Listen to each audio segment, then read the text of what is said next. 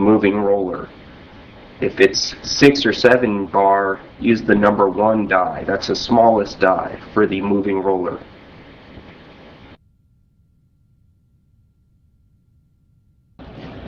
Measure the length of the bar. Make sure it's at least more than 36 inches or 3 feet in order to do a full circle.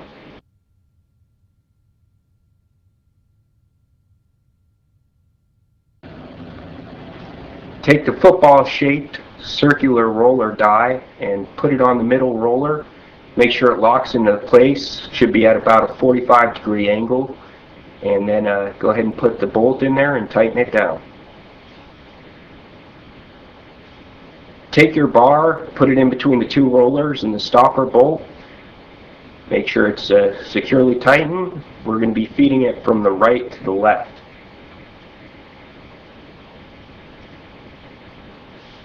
Set the bending angle at 90 degrees. This will give us the smallest possible circle with the smallest radius. Next, we're going to take the bar and move it out just beyond the circular area of the bending table by about 1 inch. And you should use a marker here to mark that. It's about 1 inch out. And that's where we're going to go ahead and start our bending. Now I'm just going to do my first bend here. Using the foot pedal, hold the foot pedal down until the goes a full 90 degrees and the roller comes back to the start position. I'm going to go ahead and mark the bar here at one end of the stopper bolt, and we're going to move that mark to the other end of the stopper bolt, which is about 3 inches, and that's the distance we're going to use to do each consecutive bend here. So as you can see, another bend, 90 degrees, let it come back. Now that I have the approximate distance I'm going to use between each bend, just go ahead and keep using that 3 inches or so. Another bend.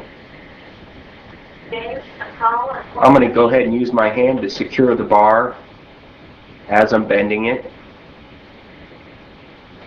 And should be about 2 more bends here.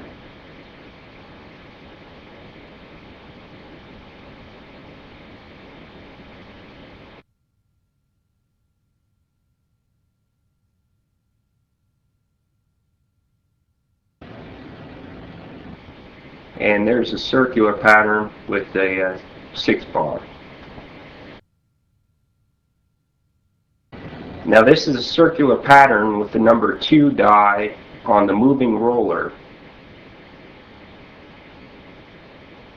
As you can see, I'm using smaller 3 bar here.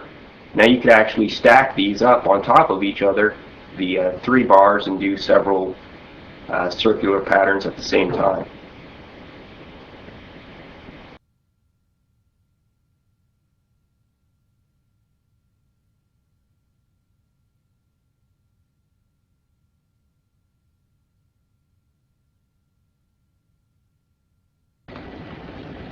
Now with the bending angle set at 90 degrees on the bender, this will give you the smallest possible radius on your circle here. And this circle is about 10 inches. That's with the 90-degree bending angle. Now in order to do larger circles, you'll have to decrease the bending angle. As you can see here, we'll decrease it down to about 45 degrees and use the 3 bar again, and you'll see we're only doing 45-degree bends, but this is going to get you a larger circle here.